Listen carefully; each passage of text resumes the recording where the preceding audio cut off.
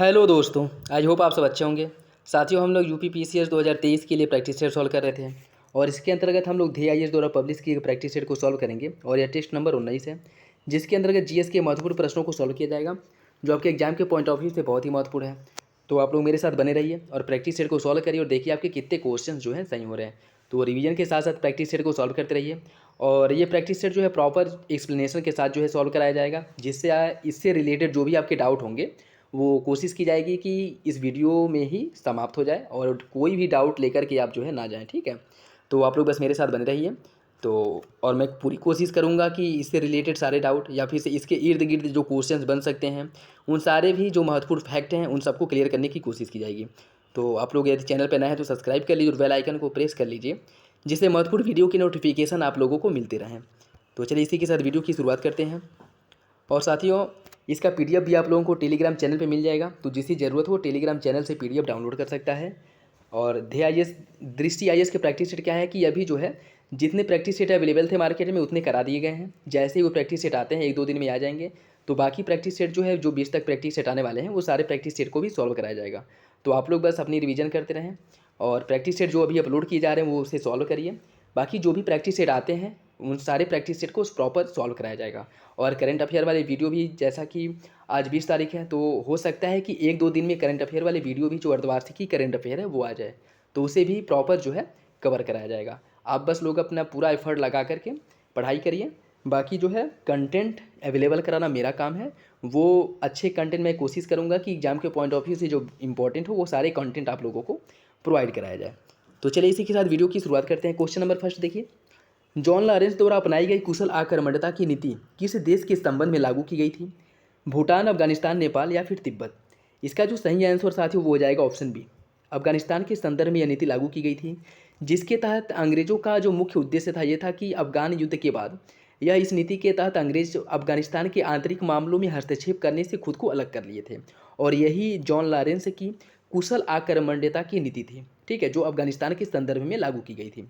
और यह कब लागू की थी? जो आंग्ल अफगान युद्ध हुआ था उसी के बाद, जब अंग्रेज जो है अफगान युद्ध में बुरी तरह से पराजित हुए, उसके बाद वह कुशल आक्रामकता की नीति को अपनाए, जिससे कि अफगानिस्तान मामले में वह किसी भी प्रकार का हस्तक्षेप करने से बचने लगे।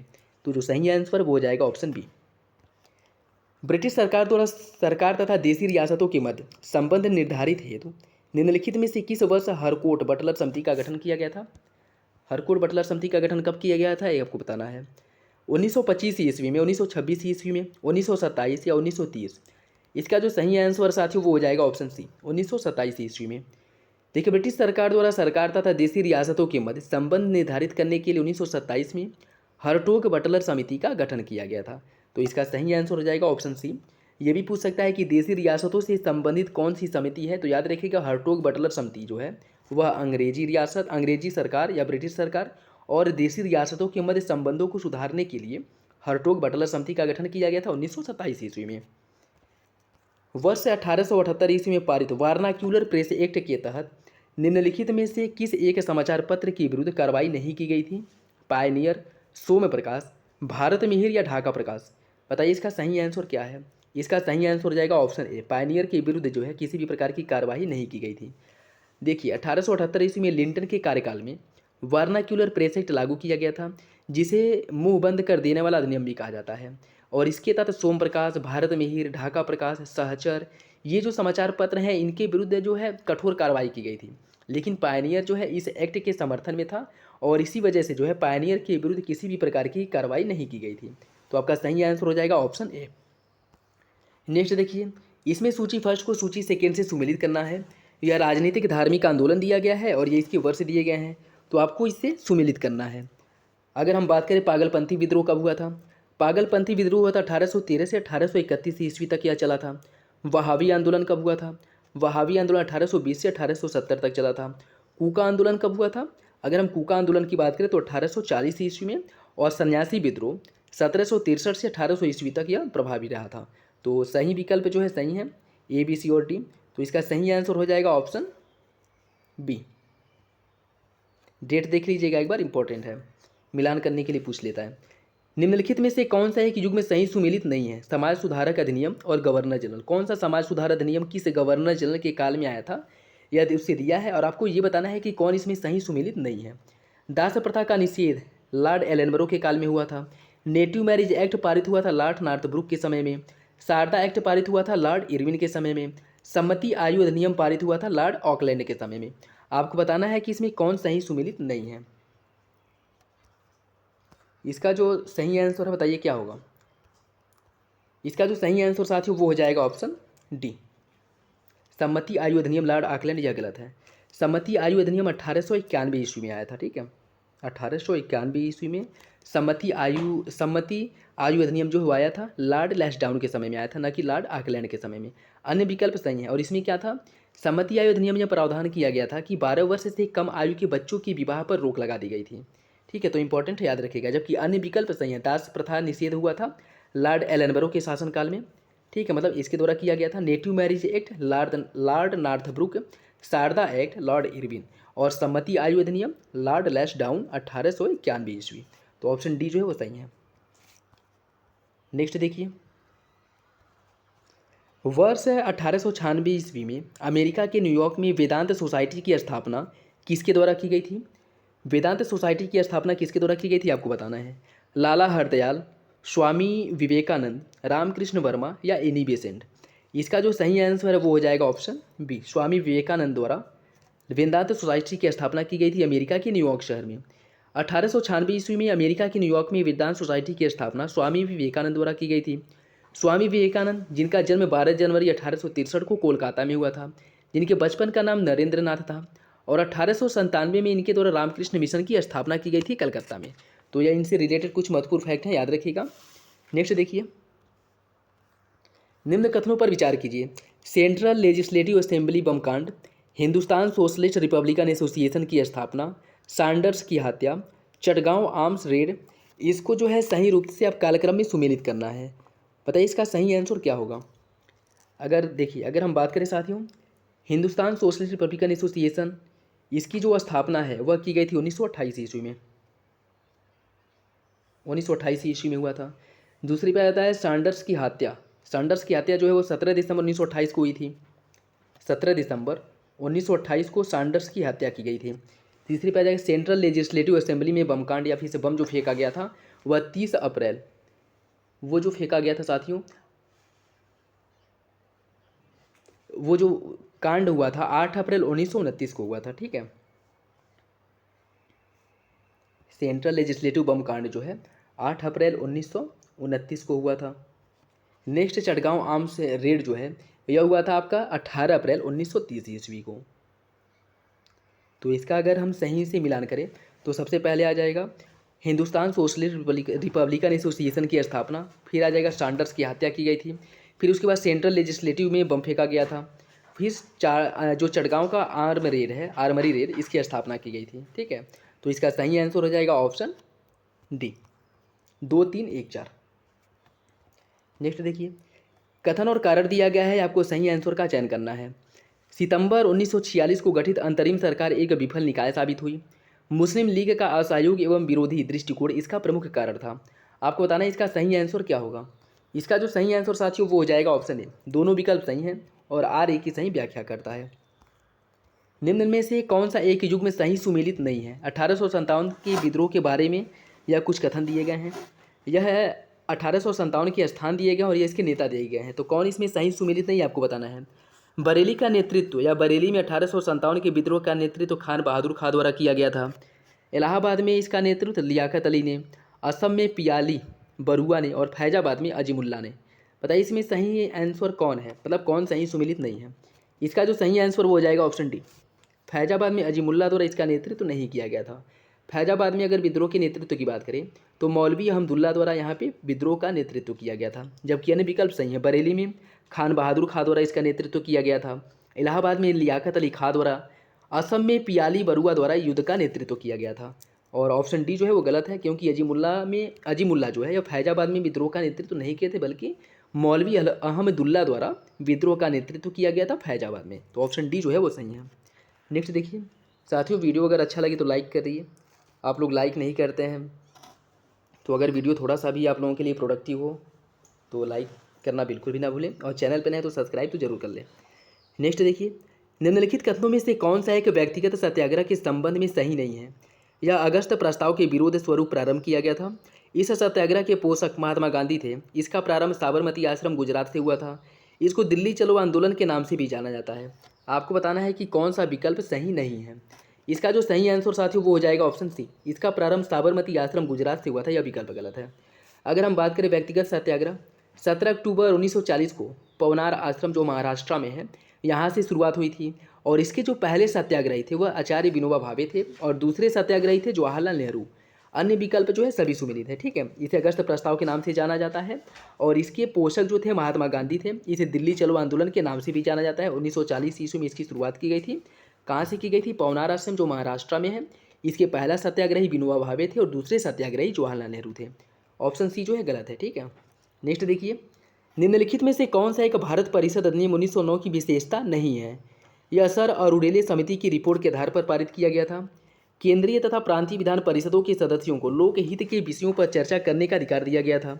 बजट पर अनुपूरक प्रश्न पूछने का अधिकार प्रदान किया गया था। बजट पर मतदान का अधिकार प्रदान किया गया था। आपको बताना है कौन सा विकल्प गलत है। इसमें जो सही आंसर साथियों वो हो जाएगा ऑप्शन डी। बजट पर मतदान करने का अधिकार जो है नहीं दिया गया था। भारत परिषद अधिनियम 1892 ईस्वी के दोषों को दूर करने के लिए 1909 ईस्वी में भारत परिषद अधिनियम 1909 पारित किया गया था, जिसमें केंद्रीय तथा प्रांतीय विधान परिषदों की शक्तियों में वृद्धि की गई थी और सदस्यों को बजट में विवेचना करने, लोकहित के विषय पर चर्चा करने तथा अनुपूरक प्रश्न पूछने का अधिकार दिया गया था। लेकिन बजट पर मतदान करने का अधिकार अभी भी इन्हें प्राप्त नहीं था। तो ऑप्शन डी जो है वो गलत हो जाएगा। इल्बर्ट बिल का संबंध या इल्बर्ट बिल का जो संगठन है, इसका विरोध करने के लिए अंग्रेज और यूरोपीय ने किस एक संगठन की स्थापना की थी? इल्बर्ट बिल का विरोध करने के लिए अंग्रेज एवं यूरोपीय द्वारा किस संगठन की स्थापना की गई थी आपको बताना है।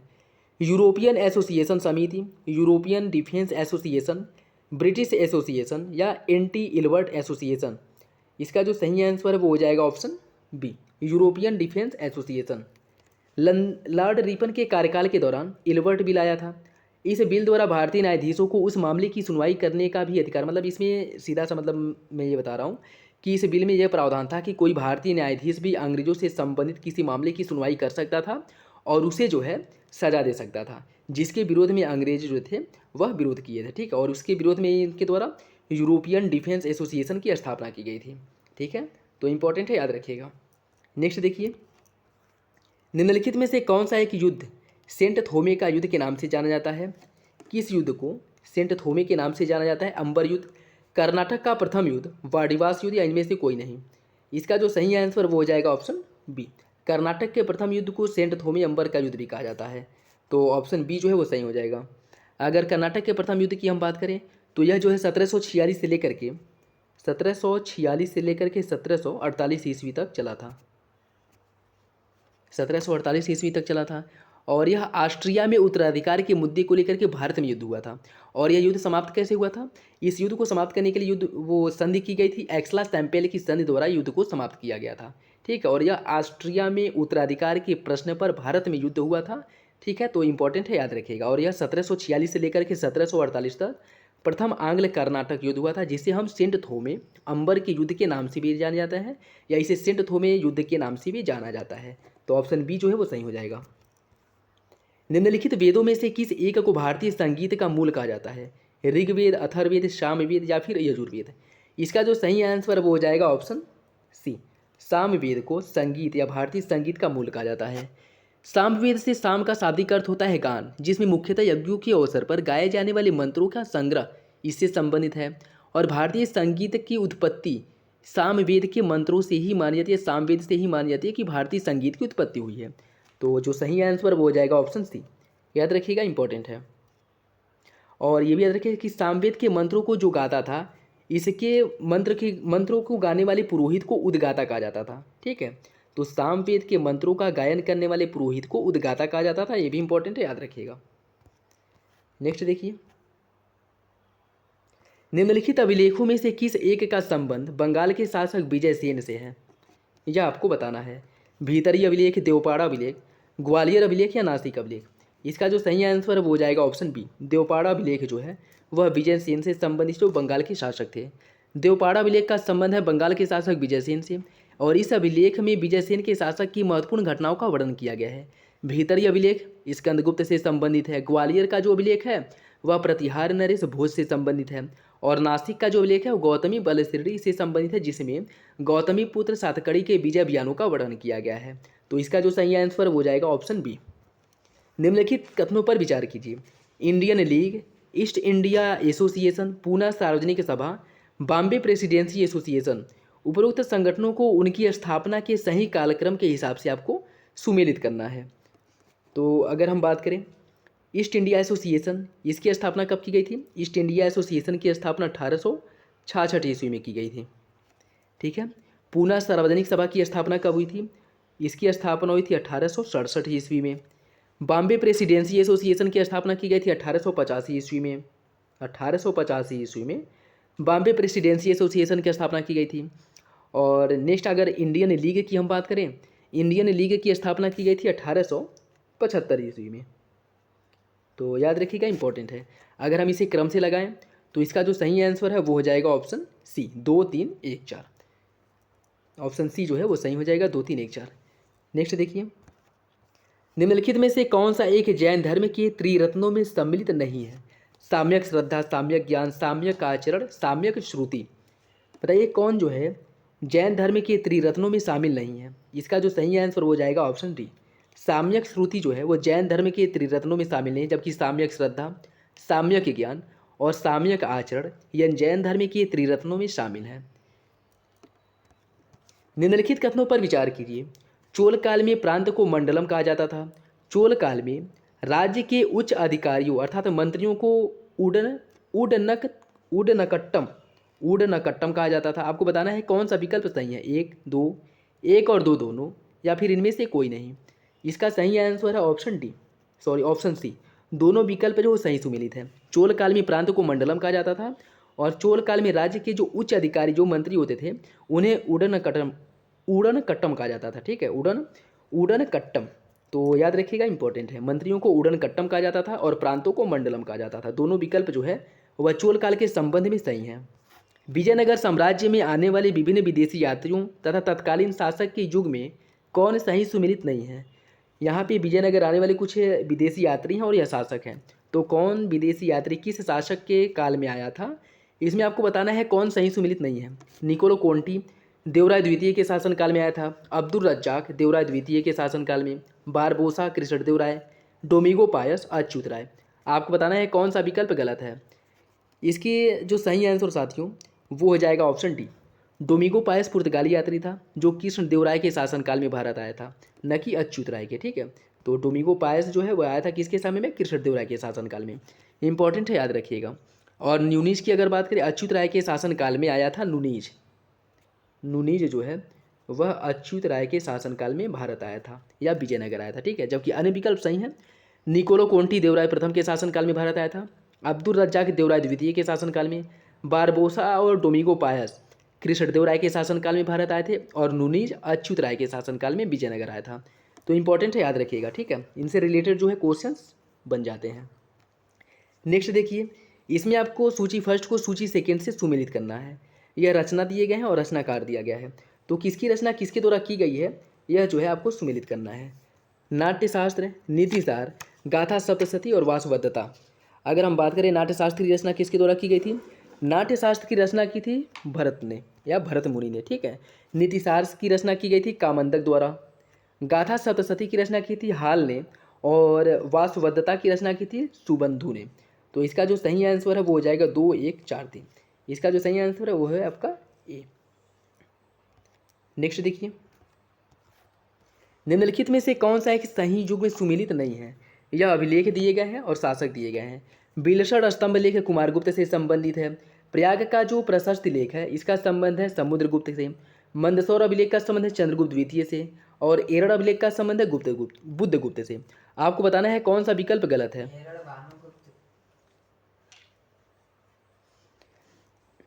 आपको बताना है कि कौन सा विकल्प जो है इसमें गलत है।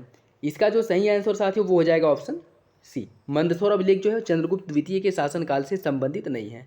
अगर हम मंदसौर अभिलेख की बात करें, समुद्रगुप्त का प्रयाग प्रशस्ति अभिलेख, कुमारगुप्त का बिलसड़ अभिलेख और स्कंदगुप्त का भीतरी स्तंभ अभिलेख। ठीक है, स्कंदगुप्त का है भीतरी स्तंभ लेख, कुमारगुप्त का है बिलसड़ अभिलेख और आपका समुद्रगुप्त का है प्रयाग प्रशस्ति अभिलेख।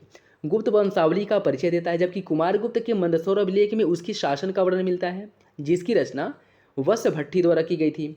एरड़ अभिलेख जो है वह बुद्धगुप्त एरड़ अभिलेख जो है वह बुद्धगुप्त से संबंधित है, जिसमें सर्वप्रथम सती प्रथा का उल्लेख जो है इसी में मिलता है। ठीक है, और यह अभिलेख 510 ईस्वी का है।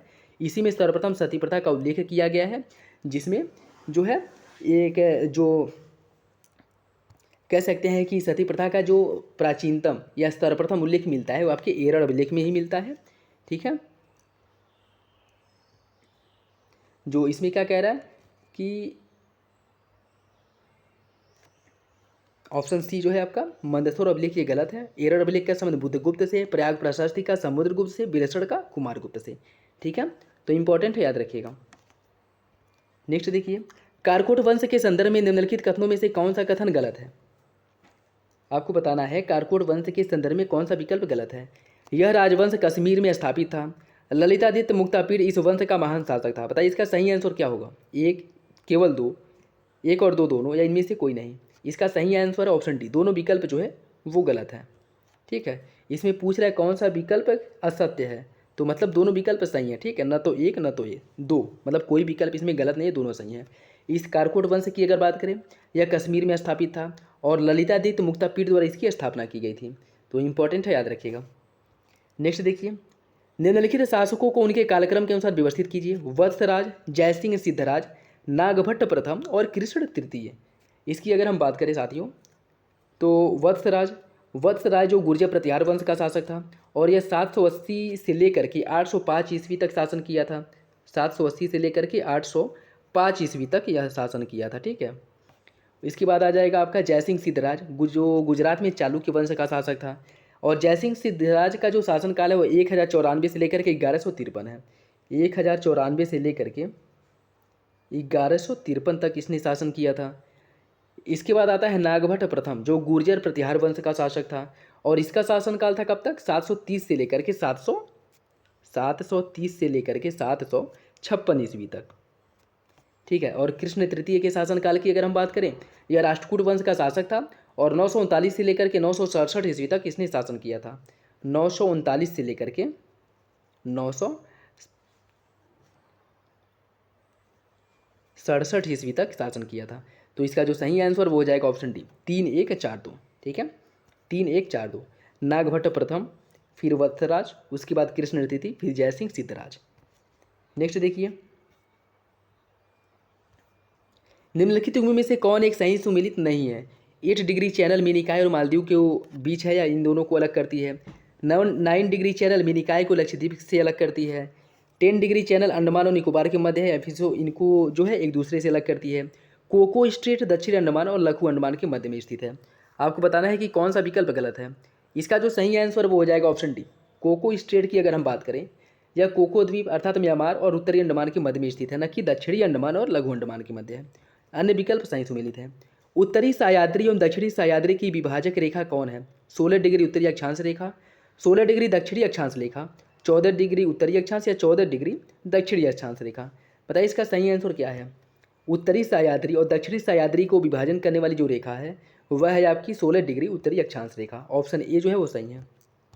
कोरोमंडल तट से तात्पर्य क्या है? तमिलनाडु का पूर्वी तट, गोदावरी और महानदी का पूर्वी तटीय मैदान, उड़ीसा का मैदान या दमन से गोवा के बीच का समुद्री तट। इसका सही आंसर हो जाएगा ऑप्शन ए, तमिलनाडु के पूर्वी तट को कोरोमंडल तट के नाम से जाना जाता है। गोदावरी और महानदी के जो पूर्वी तटीय क्षेत्र है उसको उत्तरी सरकार के नाम से जाना जाता है।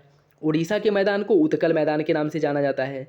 दमन से लेकर के गोवा के बीच का जो समुद्री तट है उसे हम कोकर तट के नाम से जानते हैं, जबकि कोरोमंडल तट कहाँ पे है? तमिलनाडु में। तो अन्य भी याद रखिएगा, इंपॉर्टेंट है। क्वेश्चंस जो है कहीं से भी बन सकते हैं। निम्नलिखित में से कौन सी एक ट्रांस हिमालय नदी हिमालय को काटकर सिपकीरा दर्रे से होकर के भारत में प्रवेश करती है? ब्यास, सतलज, रावी या फिर चेनाब। इसका सही आंसर है ऑप्शन बी, सतलज नदी जो है यह ट्रांस हिमालय नदी हिमालय को काट करके सिपकीरा दर्रे से होकर के भारत में प्रवेश करती है। सतलज नदी हिमालय को काटकर सिपकीरा दर्रे से होकर भारत में प्रवेश करती है। यह मानसरोवर के निकट राकस ताल से इसका उद्गम होता है। तो इंपॉर्टेंट है, याद रखिएगा। और यह जो हिमालय की श्रेणियों को काट करके एक गहरे गार्ज का निर्माण करती है। सतलज नदी के बारे में कहा जा रहा है और यह जो है याद रखिएगा। इसका उद्गम कहाँ से होता है? राकस ताल तिब्बत मानसरोवर के निकट से इसका उद्गम होता है और यह सिपकिला दर्रे से होकर के भारत में प्रवेश करती है। निम्नलिखित कथनों पर विचार कीजिए। महान हिमालय को हिमाद्री पर्वत श्रेणी कहा जाता है। कश्मीर घाटी पीर पंजाल एवं हिमाद्री पर्वत श्रेणियों के मध्य में स्थित है। काराकोरम श्रेणी को उच्च एशिया की रीढ़ कहा जाता है। बताइए इसका सही आंसर क्या होगा? 1 3, 1 2, 2 3 या फिर उपरोक्त में से कोई नहीं या उपरोक्त में से सभी। इसका जो सही आंसर साथियों वो हो जाएगा ऑप्शन डी, सभी विकल्प जो है वो सही हैं। नेक्स्ट देखिए, इसमें क्या है कि आपको सूची फर्स्ट से सूची सेकेंड से सुमेलित करना है। ख्वाजा मोइनुद्दीन चिश्ती, ख्वाजा मोइनुद्दीन चिश्ती की बात करें, यह किससे संबंधित है? इनका संबंध है चिश्ती सिलसिले से। शेख अहमद सरहिंदी, शेख अहमद सरहिंदी का संबंध है नक्शबंदी सिलसिले से। दारा सिकों का संबंध किससे है? इनका संबंध है कादरिया सिलसिले से। और शेख शहाबुद्दीन बुरहान का सोहरावर्दी से है। तो इसका जो सही आंसर है वो हो जाएगा ऑप्शन ए, 3 4 2 1। ठीक है, नेक्स्ट देखिए, निम्नलिखित सिख गुरुओं में कौन एक निपख वाद के संस्थापक थे? निपख वाद के संस्थापक कौन है यह आपको बताना है। गुरु अंगद, गुरु नानक, गुरु गोविंद सिंह या गुरु हरिराम? इसका सही आंसर है ऑप्शन बी, गुरु नानक। निपख के संस्थापक गुरु नानक हैं, जिन्हें सिख धर्म का संस्थापक भी माना जाता है और इन्हीं के द्वारा ही निपखवाद का स्थापना किया गया था। तो ऑप्शन बी जो है वो सही हो जाएगा। यदि कर्क रेखा को आधार माना जाए तो यह भारतीय जलवायु को किन 2 प्रमुख कटिबंधों में विभाजित करेगी? ध्रुवीय तथा उपोष्ण कटिबंध, उष्ण तथा उपोष्ण कटिबंध, उष्ण तथा शीतोष्ण या उपोष्ण तथा शीतोष्ण? इसका जो सही आंसर वो हो जाएगा ऑप्शन बी, उष्ण एवं उपोष्ण कटिबंध में विभाजित की जाएगी। यदि उत्तरी गोलार्ध में 23.5 या 23.5 डिग्री अक्षांश रेखा अर्थात कर्क रेखा जो जिसे हम कहते हैं, यह भारत के लगभग 2 बराबर भागों में बांटती है, जिसमें उत्तरी भाग को उपोष्ण कटिबंध में और दक्षिणी भाग को उष्ण कटिबंध की जलवायु दशाएं में प्रदर्शित किया जाता है या फिर इसे रखा जाता है। और समानता भारत का जो लगभग अधिकांश क्षेत्र है वो मानसूनी जलवायु क्षेत्र के अंतर्गत आता है। ठीक है, याद रखिएगा कि कर्क रेखा के ऊपर वाले भाग को हम उपोष्ण कटिबंध के अंतर्गत रखते हैं और कर्क रेखा के दक्षिण वाले भाग को उष्ण कटिबंध के रूप में रखते हैं। ठीक है, तो इंपॉर्टेंट है, देख लीजिएगा। मध्य भारत में स्थित निम्नलिखित पहाड़ियों में कौन सी एक सबसे पूर्व में स्थित है? छोटा नागपुर का पठार, मैकाल, महादेव या फिर सतपुड़ा? इसका सही आंसर है ऑप्शन ए, छोटा नागपुर का पठार। पहाड़ियों के पश्चिम से पूर्व सही क्रम की अगर हम बात करें, इनके तो सबसे पहले आ जाएगा सतपुड़ा, सतपुड़ा के बाद आ जाएगा क्या? सतपुड़ा के बाद आ जाएगा आपका महादेव, सतपुड़ा पहले स्थान पे, फिर महादेव आ जाएगा, महादेव के बाद आ जाएगा आपका मैकाल और उसके बाद आ जाएगा छोटा नागपुर पठार। तो जो सही आंसर वो हो जाएगा ऑप्शन ए, छोटा नागपुर का पठार। निम्नलिखित में से किस एक को लौटता हुआ मानसून भी कहा जाता है? दक्षिण पश्चिम मानसून को, उत्तर पूर्वी मानसून को, पश्चिमी विक्षोभ को या दक्षिण पूर्वी मानसून को? इसका सही आंसर है ऑप्शन बी, उत्तर पूर्वी मानसून को लौटते हुए मानसून के रूप में भी जाना जाता है। उत्तर पूर्वी मानसून को लौटता हुआ मानसून कहा जाता है। तमिलनाडु के तटों पर जाड़े के दिनों जनवरी से फरवरी के मध्य वर्षा लौटते हुए मानसून के कारण ही होती है, जबकि उत्तर भारत के मैदानी भागों में शीत ऋतु में वर्षा पश्चिमी विक्षोभ के कारण होती है। तो ऑप्शन बी जो है वो सही है। नीचे 2 कथन और कारण दिए गए हैं, आपको सही आंसर का चयन करना है। काली मिट्टी कपास की खेती के लिए अत्यधिक उपयुक्त होती है। यह मिट्टी भीगने पर ठोस और चिपचिपी हो जाती है। आपको बताना है कौन सा विकल्प सही है। इसका जो सही आंसर है वो हो जाएगा ऑप्शन बी। दोनों विकल्प सही है लेकिन आर एक की सही व्याख्या नहीं करता है। काली मिट्टी जो है वो कपास की खेती के लिए उपयुक्त है, क्यों? क्योंकि वह भीगने पर चिपचिपी हो जाती है, इसलिए। तो इसका जो सही आंसर हो जाएगा ऑप्शन बी। दोनों विकल्प सही सुमेलित हैं लेकिन आर ए की व्याख्या नहीं करता है, तो ऑप्शन बी जो है वो सही हो जाएगा। देश के 90% से अधिक कोयला भंडार और उत्पादन में कौन सा स्थान जो है पहले स्थान पे आता है, या किसमें जो है 90% से अधिक कोयला के भंडार पाया जाता है? विंध्यन के शैल क्रमों में, धारवाड़ के शैल क्रमों में, गोंडवाना के शैल क्रमों में या टर्शियरी शैल क्रमों में? इसका जो सही आंसर वो हो जाएगा ऑप्शन सी। गोंडवाना के शैल क्रमों में भारत के 90 कह सकते हैं कि 95% से कोयला भंडार जो है, 95% से अधिक कोयला का भंडार जो है इसी में पाया जाता है, गोंडवाना शैल क्रम के चट्टानों में। तो ऑप्शन सी जो है वो सही है। निम्नलिखित कथनों पर विचार कीजिए तथा नीचे दिए गए कूट की सहायता से सही आंसर का चयन कीजिए। अम्लीय मिट्टी चाय के बागानों के लिए उपयुक्त होती है। सामान्य फसलें उगाने वाली मिट्टी का पीएच मान 8 से अधिक होना चाहिए। जिप्सम का प्रयोग करके मिट्टी की लवणता और क्षारीयता की समस्या को समाप्त किया जा सकता है। आपको बताना है कि सही आंसर क्या है। कूट के हिसाब से सही आंसर का चयन करना है। 1 2 2 3 1 3 या उपयुक्त में से सभी। इसका जो सही आंसर साथी वो हो जाएगा ऑप्शन सी। 1 और 3 विकल्प जो है वो सही है, दूसरा सही है। दूसरे में क्या कह रहा है कि सामान्य फसल उगाने वाली मिट्टी का पीएच मान 8 से अधिक होना चाहिए, यह गलत है। ठीक है। अगर हम बात करें साथियों, फसल उगाने वाली मिट्टी का जो पीएच मान है वह 6 से लेकर के 7 के मध्य होना चाहिए, न कि 8 से अधिक। 6 से लेकर के 7 के मध्य होना चाहिए फसल जिस जिस मतलब मिट्टी में, जिस मृदा में फसल उगाई जाती है, उस मृदा का पीएच मान 6 से 7 के मध्य होना चाहिए। और फसल उगाने वाली मिट्टी का जो कह रहा है कि पीएच मान 8 से अधिक होना चाहिए, गलत है। अम्लीय मिट्टी जिसमें चाय बागान के लिए जो उपयुक्त होती है, और जिप्सम का प्रयोग करके मिट्टी की लवणीयता और क्षारीयता की समस्या को समाप्त किया जा सकता है, यह दोनों विकल्प सही हैं। रामपुर जल विद्युत परियोजना किस नदी पर स्थित है? चिनाब, सतलज, रामगंगा या फिर यमुना? इसका जो सही आंसर वो हो जाएगा ऑप्शन बी, सतलज नदी पर। रामगंगा जल विद्युत परियोजना हिमाचल प्रदेश के कुल्लू जिले में सतलज नदी पर स्थित है, और इसके द्वारा जो है 412 मेगावाट बिजली उत्पादित करने का लक्ष्य रखा गया है। इसका उत्पादन किया जाएगा या इससे उत्पादन होगा। और इसे बनाया कब गया था? 2014 में इसकी स्थापना की गई थी, इसे बनाया गया था, तो याद रखिएगा। निम्नलिखित युग्म में से कौन एक सही सुमेलित नहीं है? बिष्ट दोआब, ब्यास और सतलज के मध्य के क्षेत्र को बिष्ट दोआब कहा जाता है। बारी दोआब, रावी और ब्यास के मध्य वाले क्षेत्र को बारी दोआब कहते हैं। रचना दोआब, रावी और चिनाब के मध्य वाले क्षेत्र को रचना दोआब। चिनाब और सतलज के मध्य वाले क्षेत्र को चाच दोआब कहते हैं। आपको बताना है कौन सा विकल्प गलत है। इसका जो सही आंसर वो हो जाएगा ऑप्शन डी, चिनाब और सतलज के मध्य के क्षेत्र को चाच दोआब कहते हैं, यह गलत है। दोआब दो नदियों के मध्यवर्ती क्षेत्र को दोआब कहा जाता है। चाच दोआब की बात करें तो चेनाब और झेलम के मध्यवर्ती क्षेत्र को हम चाच दोआब के नाम से जानते हैं, जबकि अन्य विकल्प सही हैं। विष्ट दोआब, ब्यास और सतलज के मध्यवर्ती क्षेत्र को विष्ट दोआब के नाम से जाना जाता है। रावी और ब्यास के मध्यवर्ती क्षेत्र को बारी दोआब, रावी और चेनाब के मध्यवर्ती वाले क्षेत्र को रचना दोआब, और चेनाब और जो झेलम है, चेनाब और झेलम के मध्यवर्ती वाले क्षेत्र को चाच दोआब के नाम से जाना जाता है। तो सही विकल्प हो जाएगा ऑप्शन डी। सूची फर्स्ट को सूची सेकेंड से आपको सुमेलित करना है। यह कुछ भारत के जलप्रपात दिए गए हैं और अवस्थिति दी गई है, तो कौन सा जलप्रपात किस राज्य में स्थित है यह आपको बताना है। अगर हम बरकाना जलप्रपात की बात करें, बरकाना जलप्रपात है आपके कर्नाटक राज्य में।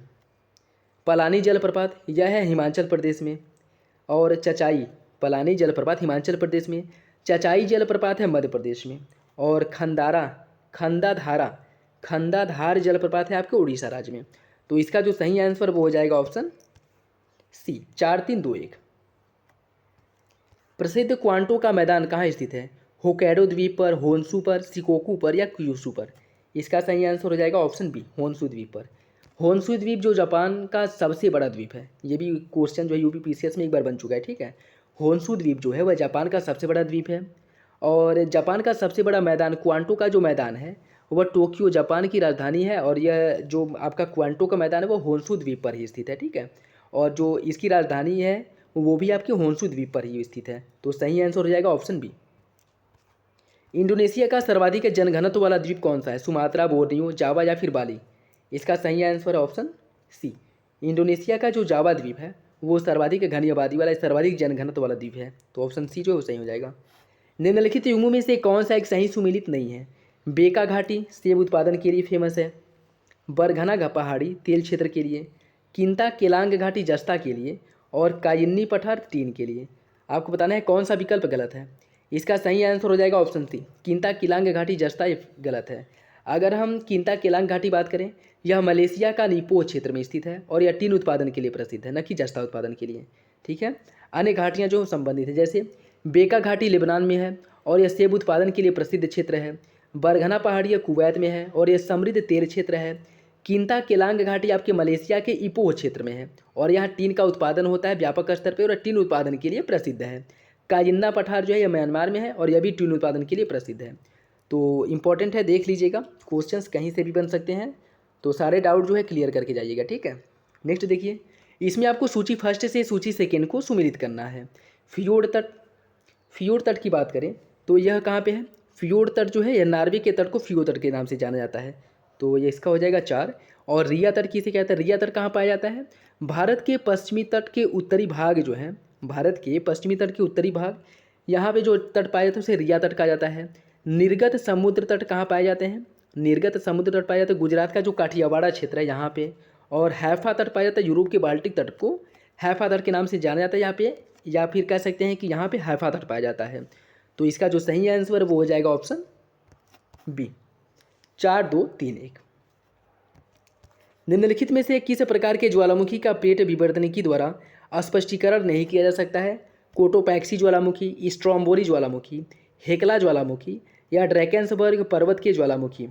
इसका सही आंसर हो जाएगा ऑप्शन डी, ड्रैकेंसबर्ग पर्वत की ज्वालामुखी।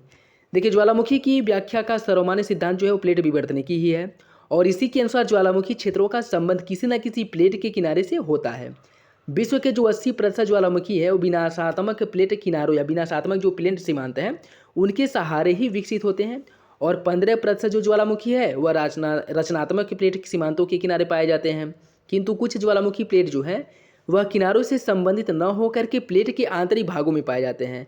जैसे अगर हम बात करें कोटोपैक्सी, स्ट्रॉम्बोली या विनाशात्मक प्लेट सीमांतों से इनकी उत्पत्ति होती है। हेकला आइलैंड रचनात्मक प्लेट सीमांत के सहारे इसकी उत्पत्ति होती है। जबकि जो ड्रैकेंसबर्ग पर्वत या पठार है इसकी जो ज्वालामुखी है यह अंतरा प्लेटीय ज्वालामुखी है, और इसको तप्त स्थल या हॉटस्पॉट परिकल्पना द्वारा समझा जा सकता है। तो याद रखिएगा ऑप्शन डी जो है वो सही है। गोंडवाना क्रम की चट्टानों का निर्माण किस काल में हुआ था? जुरासिक काल, कार्बोनिफेरस, आर्कियन या फिर क्रिटेशियस? इसका सही आंसर हो जाएगा ऑप्शन बी, कार्बोनिफेरस काल में इसका निर्माण हुआ था। नेक्स्ट देखिए, सूची फर्स्ट को सूची सेकेंड से सुमिलित करना है। एल्यूमिनियम संयंत्र दिया है और विद्युत प्राप्ति दी गई है। तो हिंडाल्को या कहाँ पे स्थित है? हिंडाल्को की अगर हम बात करें तो इसे जो है विद्युत की प्राप्ति किससे होती है? हिंडाल्को को जो विद्युत की प्राप्ति होती है वह रिहंद परियोजना से होती है, और मालको को विद्युत की प्राप्ति होती कहाँ से? मेट्टुरु परियोजना से मालको को प्राप्त होता है। बालको को किससे प्राप्त होता है? इसे प्राप्त होता है कोरबा ताप विद्युत संयंत्र से बालको को विद्युत की प्राप्ति होती है, और नालको को प्राप्त होता है अंगुल ताप विद्युत गृह से। तो हिंडाल्को को रिहंद परियोजना से, मालको को मेट्टूर परियोजना से, बालको को कोरबा ताप विद्युत संयंत्र से, और नालको को अंगुला ताप विद्युत गृह से। तो इसका जो सही आंसर वो जाएगा ऑप्शन ए, 4, 1, 2, 3। नेक्स्ट देखिए, भारतीय संविधान का निम्नलिखित में से कौन सा भाग एवं अनुच्छेद नागरिकता से संबंधित है? ये आपको बताना है। इसका जो सही आंसर है वो हो जाएगा ऑप्शन बी, भाग 2 अनुच्छेद 5 से लेकर के 11 तक यह नागरिकता से संबंधित है। निम्नलिखित में से कौन सा कथन मौलिक कर्तव्यों के संबंध में सही है? मौलिक कर्तव्य को संविधान का अंग स्वर्ण सिंह समिति की सिफारिश के आधार पर बनाया गया था। रीट अधिकारिता द्वारा इन्हें परिवर्तनीय कराया जा सकता है, और यह केवल भारत के नागरिकों के लिए है। बताइए इसका सही आंसर क्या होगा? 1, 3, 1, 2, 2, 3 या उपरोक्त में से सभी? इसका जो सही आंसर साथियों वो हो जाएगा ऑप्शन ए, 1, 3। पहला और तीसरा सही है, दूसरा गलत है। रीट की अधिकारिता द्वारा इन्हें परिवर्तित कराया जा सकता है, यह गलत है। रीट अधिकारिता द्वारा मतलब कह सकते हैं कि जैसे मौलिक अधिकारों के उल्लंघन के आधार पर हम सुप्रीम कोर्ट में रीट दायर कर सकते हैं, ठीक है, उसी प्रकार जो है ये जो मौलिक कर्तव्य होते हैं इनके उल्लंघन के आधार पर हम जो है न्यायालय में नहीं जा सकते हैं। तो जो सही आंसर हो जाएगा ऑप्शन ए, 1 और 3 सही है। नेक्स्ट देखिए, आंतरिक आपातकाल की घोषणा की जाती है युद्ध के आधार पर, बाह्य आक्रमण के आधार पर, सशस्त्र विद्रोह के आधार पर, या उपरोक्त में से सभी आधार पर? बताइए इसका सही आंसर क्या होगा? इसका जो सही आंसर है वो हो जाएगा ऑप्शन सी, सशस्त्र विद्रोह के आधार पर जो है आंतरिक आपातकाल की घोषणा की जाती है। ठीक है, जब राष्ट्रपति द्वारा किसी विधेयक को न हो तो सहमति प्रदान की जाए और न ही अस्वीकृति किया जाए और न ही उसे लौटाया जाए, परंतु एक अनिश्चित काल के लिए विधेयक को लंबित कर दिया जाए, तो यह राष्ट्रपति की किस प्रकार की वीटो शक्ति के अंतर्गत आता है? निलंबनकारी वीटो, पॉकेट वीटो, अत्यांतिक वीटो या विशेषित वीटो? इसका जो सही आंसर वो हो जाएगा ऑप्शन बी, यह पॉकेट वीटो के अंतर्गत आता है, जिसके अंतर्गत राष्ट्रपति जो वो विधेयक है उसे अपने पॉकेट में रख लेता है, उस पर किसी भी प्रकार की प्रतिक्रिया नहीं देता है। ठीक है, तो ऑप्शन बी जो है वो सही हो जाएगा। राज्यसभा सांसद को केंद्र एवं राज्य दोनों के लिए नई अखिल भारतीय सेवाओं के सृजन हेतु अधिकृत कर सकता है, इसका उल्लेख किस अनुच्छेद में किया गया है? अनुच्छेद 312, अनुच्छेद 311, अनुच्छेद 250 या अनुच्छेद 315? इसका जो सही आंसर वो हो जाएगा ऑप्शन ए, अनुच्छेद 312 में इसका प्रावधान किया गया, जिसमें कहा गया है कि राज्यसभा संसद को केंद्र एवं राज्य दोनों के लिए नई अखिल भारतीय सेवाओं के सृजन के लिए अधिकृत कर सकता है, और इसका प्रावधान संविधान के अनुच्छेद 312 में किया गया है। नेक्स्ट देखिए, निम्नलिखित में से कौन सा एक सही सुमेलित है? शिव समुद्रम जलप्रपात चंबल नदी पर स्थित है, धुआंधार जलप्रपात कृष्णा नदी पर, जोग प्रपात है नर्मदा नदी पर, और गोकक जलप्रपात है घाटप्रभा नदी पर। आपको बताना है कौन सा विकल्प सही सुमेलित है। इसका सही आंसर हो जाएगा ऑप्शन डी, गोकक प्रपात जो है वो घाटप्रभा नदी पर है, यह विकल्प सही है, जबकि अन्य गलत है। शिव समुद्रम प्रपात की बात करें, शिव समुद्रम जो जलप्रपात है यह बना है आपके कावेरी नदी पर।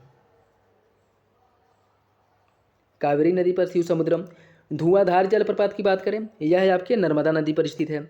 जोग जलप्रपात की बात करें, यह कहाँ पे है, यह है आपके शरावती नदी पर। ठीक है, जोग या जिसे गरसोप्पा जलप्रपात भी कहा जाता है, यह शरावती नदी पर स्थित है। तो इसका जो सही आंसर हो जाएगा ऑप्शन डी, गोकक प्रपात आपके घाटप्रभा नदी पर स्थित है। नीचे कथन और कार्य दिया गया, आपको सही आंसर का चयन करना है। प्रधानमंत्री का कार्यकाल निश्चित नहीं है। राष्ट्रपति किसी भी समय प्रधानमंत्री को उसके पद से हटा सकता है। आपको बताना है इसका सही विकल्प क्या होगा। इसका जो सही आंसर साथियों वो हो जाएगा ऑप्शन सी। पहला सही है, दूसरा गलत है। दूसरा गलत क्यों है, क्योंकि कह रहा है कि राष्ट्रपति से कभी भी इसके पद से हटा सकता है। यह गलत है। क्यों गलत इसलिए है क्योंकि प्रधानमंत्री को तब तक उसके पद से नहीं हटाया जा सकता जब तक कि उसे लोकसभा में विश्वास मत हासिल है। तो ऐसा नहीं है कि राष्ट्रपति जब चाहे तब प्रधानमंत्री को हटा सकता है। अगर उसे लोकसभा में विश्वास मत प्राप्त है तो उसे राष्ट्रपति नहीं हटा सकता है। तो पहला सही हो जाएगा, दूसरा गलत हो जाएगा। नेक्स्ट देखिए, जब लोकसभा विघटित होती है तब लोकसभा अध्यक्ष अपना पद त्याग देता है। लोकसभा अध्यक्ष अपना पद त्याग नहीं करता है। लोकसभा अध्यक्ष नई लोकसभा की बैठक तक पद धारण करता है। आपको बताना है कि कौन सा विकल्प सही है। इसका सही आंसर साथियों ऑप्शन डी, बी और सी सही है। लोकसभा अध्यक्ष अपना पद जो है त्याग नहीं करता, यह सही है। और यह जो है कब तक बैठा रहता है, जब तक नई लोकसभा का गठन न हो जाए और नए अध्यक्ष का गठन न हो जाए, चुनाव न हो जाए, तब तक जो है अपने पद पर बना रहता है। तो ऑप्शन डी जो है वो सही हो जाएगा। भारतीय संविधान में वर्णित निम्नलिखित प्रावधानों में से कौन सा एक दक्षिण अफ्रीका के संविधान से लिया गया है। राष्ट्रपति की निर्वाचन पद्धति, विधि द्वारा स्थापित प्रक्रिया, संविधान संशोधन प्रक्रिया या फिर केंद्र द्वारा राज्यपाल की नियुक्ति। इसका सही आंसर हो जाएगा ऑप्शन सी, संविधान संशोधन की प्रक्रिया। साथियों इसके पहले जो दृष्टि IAS द्वारा पब्लिश प्रैक्टिस सेट को अपलोड किया गया है उसमें प्रॉपर जो है अब तक किस देश से भारतीय संविधान में क्या लिया गया है, टोटल जिस देश से जो लिया गया है और भारत सरकार ने 1935 से क्या क्या लिया गया है, सबको प्रॉपर एक्सप्लेन किया गया है। तो अगर आप लोग वो वीडियो नहीं देखे तो ज़रूर देख लीजिएगा, जिसमें प्रॉपर बताया गया है कि किस देश से क्या लिया गया है। ठीक है, तो वो जरूर देख लीजिएगा। अगर देखें तब तो कोई बात ही नहीं है, तब तो आप लोगों को पता ही होगा। ठीक है, तो इसका सही आंसर हो जाएगा ऑप्शन सी, संविधान संशोधन की जो प्रक्रिया है वह लिया गया है साउथ अफ्रीका के संविधान से। उपराष्ट्रपति को राज्यसभा के कुल सदस्यों की बहुमत द्वारा संकल्प पारित करके हटाया जा सकता है। इसके लिए लोकसभा की सहमति आवश्यक नहीं होती है। लोकसभा की सहमति आवश्यक है। लोकसभा के कुल सदस्यों का 2/3 बहुमत आवश्यक होता है। लोकसभा के सदस्यों का साधारण बहुमत आवश्यक होता है। बताइए इसका सही आंसर क्या होगा। इसका जो सही आंसर वो हो जाएगा ऑप्शन बी, लोकसभा की सहमति आवश्यक है। देखिए, उपराष्ट्रपति को राज्यसभा के कुल सदस्यों की बहुमत द्वारा संकल्प पारित करके हटाया जा सकता है और इसके लिए लोकसभा की सहमति आवश्यक है। और इसके लिए 14 दिन पूर्व लिखित सूचना भी देनी पड़ती है कि इसको उपराष्ट्रपति को 14 दिन पूर्व सूचित करना आवश्यक होता है। तो सही आंसर हो जाएगा ऑप्शन बी। निम्नलिखित कथनों पर विचार कीजिए। ऐसे विधेयक जो राजस्व तथा व्यय से संबंधित होते हैं उन्हें वित्त विधेयक कहा जाता है। अनुच्छेद 117 में वित्त विधेयक के संबंध में प्रावधान किया गया है। बताइए इसका सही आंसर क्या है। केवल एक, केवल दो, एक और दो दोनों, या इनमें से कोई नहीं। इसका सही आंसर है ऑप्शन सी, दोनों विकल्प जो वो सही हैं। निम्नलिखित में से कौन सदाबहार वन के पेड़ हैं। रोजवुड, सिनकोना, खजूर, महोगनी। बताइए इसका सही आंसर 1 2 1 2 4 2 3 4 या फिर 1 4। इसका जो सही आंसर है वो हो जाएगा ऑप्शन बी, 1 2 4। रोजवुड, सिनकोना और महोगनी यह सदाबहार वन के वृक्ष हैं। जबकि अगर हम बात करें खजूर की, खजूर जो है यह सदाबहार वन का वृक्ष नहीं है। ठीक है, देखिए सदाबहार वन जहाँ वर्षा जो है 200 सेंटीमीटर से अधिक होती है। और यहाँ पे उगने वाले वृक्षों की बात करें तो रोजवुड हो गया, एबोनी, महोगनी, रबड़, सिनकोना, यह इस क्षेत्र की प्रमुख वनस्पतियाँ हैं। तो ऑप्शन बी जो है वो सही है। निम्नलिखित अनुच्छेदों में से किस एक में यह वर्णित है कि राज्य के मुख्यमंत्री का यह कर्तव्य होगा कि वह मंत्रिपरिषद द्वारा राज्य के प्रशासन से संबंधित मामलों में लिए गए सभी निर्णय तथा विधायन के प्रस्ताव के बारे में राज्यपाल को सूचित करें। पता है इसका सही आंसर क्या है। 164 या फिर से अनुच्छेद 165 या अनुच्छेद 166 या फिर अनुच्छेद 168, किसमें इसका प्रावधान किया गया है। तो इसका जो सही आंसर वो हो जाएगा ऑप्शन डी, अनुच्छेद 167 में प्रावधान किया गया है कि राज्य के मुख्यमंत्री का यह कर्तव्य होगा कि वह मंत्रिपरिषद द्वारा लिए गए राज्य के प्रशासन से संबंधित सभी मामलों को राज्यपाल को सूचित करें। अनुच्छेद 164 की बात करें जिसमें मंत्रियों से संबंधित अन्य प्रावधान किए गए हैं, और अनुच्छेद 166 राज्य सरकार द्वारा कार्यवाही का संचालन करने से संबंधित है। तो ऑप्शन डी जो है वो सही हो जाएगा। निम्नलिखित में से किस एक अनुच्छेद के अंतर्गत अल्पसंख्यक वर्गों के हितों का संरक्षण तथा सुरक्षा संबंधित अधिकारों का उल्लेख किया गया है। अनुच्छेद 29 में, अनुच्छेद 30 में, अनुच्छेद 28 में, अनुच्छेद 27 में। इसका सही आंसर हो जाएगा ऑप्शन ए, अनुच्छेद 29 में। अनुच्छेद 29 के अंतर्गत अल्पसंख्यक वर्गों के हितों का संरक्षण तथा सुरक्षा से संबंधित अधिकारों का उल्लेख किया गया है। अनुच्छेद 28 की बात करें तो कुछ शिक्षण संस्थानों में धार्मिक शिक्षा या धार्मिक उपासना में उपस्थित होने के संबंध में प्रावधान किया गया है। अनुच्छेद 27 किसी विशिष्ट धर्म की अभिवृद्धि हेतु करों के संदाय के बारे में स्वतंत्रता, मतलब ये कि किसी विशिष्ट धर्म को बढ़ावा देने के लिए किसी भी प्रकार का कर राज्य द्वारा नहीं लगाया जाएगा, इसका प्रावधान किया गया है अनुच्छेद 27 में। और जो अल्पसंख्यक वर्गों को ये हितों का संरक्षण की बात की जा रही है तो इनके हितों का संरक्षण किया गया अनुच्छेद 29 में। तो ऑप्शन ए जो है वो सही हो जाएगा। नेक्स्ट देखिए, निम्नलिखित युग्मों पर विचार कीजिए। कार्यकारी अधिकारी और संस्थान, सरपंच, ग्राम पंचायत, मेयर, नगर निगम। यह जो है सरपंच जो है ग्राम पंचायत का प्रमुख होता है, मेयर नगर निगम का प्रमुख होता है और काउंसलर जो है यह वार्ड का प्रमुख होता है। बताइए इसमें कौन सा ही सुमेलित है? 1 3, 1 2, 1 और 2, 2 और 3 या उपरोक्त में से सभी। इसका जो सही आंसर है वो हो जाएगा ऑप्शन डी, सभी विकल्प जो वो सही हैं। निम्नलिखित युग्मों पर विचार कीजिए। अनुच्छेद दिए गया प्रावधान, अनुच्छेद 243 क के तहत ग्राम सभा का बात किया गया है, फिर से ग्राम सभा का प्रावधान किया गया है। 243 ख में पंचायतों के गठन से संबंधित है। 243 ग पंचायतों की संरचना से संबंधित है।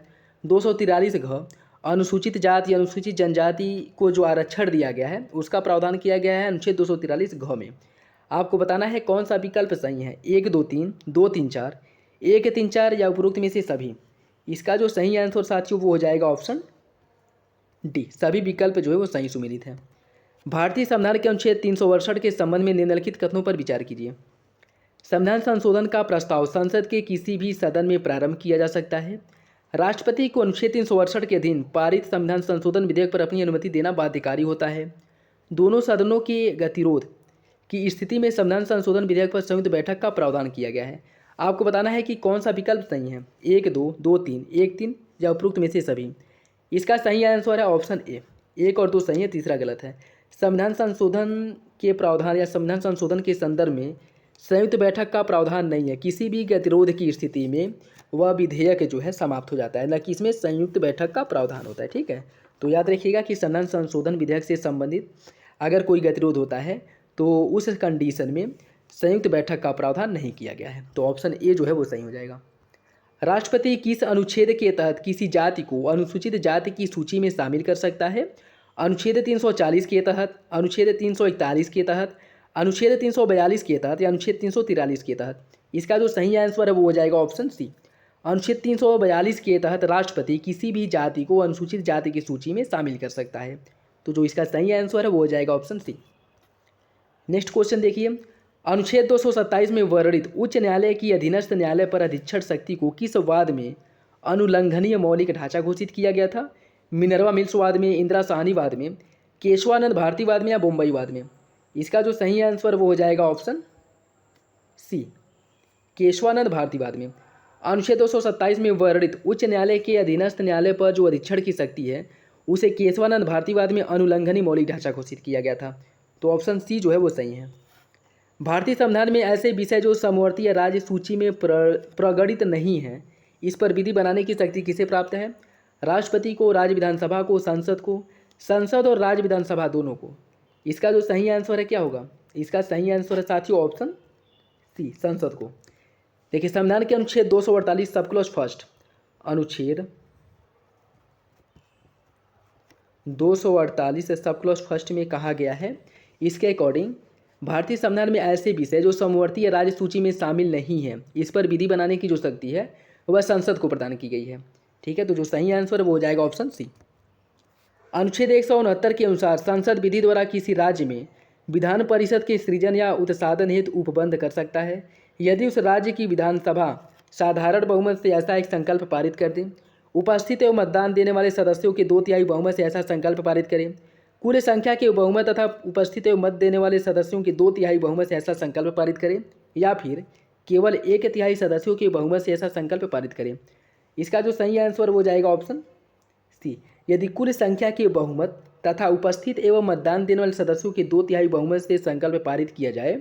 ठीक है, तो अनुच्छेद 159 के तहत संसद विधि द्वारा किसी राज्य में विधान परिषद के सृजन या फिर उसकी समाप्ति का प्रावधान कर सकता है। ठीक है, यह इंपॉर्टेंट है, याद रखिएगा। ठीक है, इस किसमें कहा गया है, अनुच्छेद 169 में इसका प्रावधान किया गया। इसके लिए कुल संख्या के बहुमत और उपस्थित एवं मध्य सदस्यों की 2/3 बहुमत जो है आवश्यक होता है। नेक्स्ट, सूची फर्स्ट को सूची सेकेंड से सुमेलित करना है। यह कुछ घाटी दिए गए हैं और अवस्थिति दी गई है। कौन सी घाटी कहाँ स्थित है आपको बताना है।